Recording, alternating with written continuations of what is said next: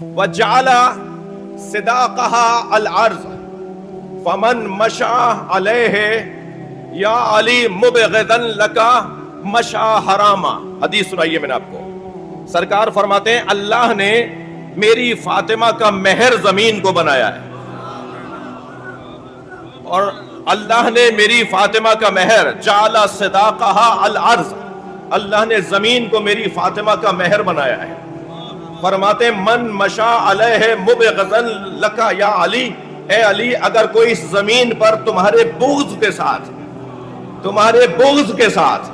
تم سے نفرت کے ساتھ اگر اس زمین پہ چلے گا تو مشا حرامن، ہر قدم حرام ہوگا.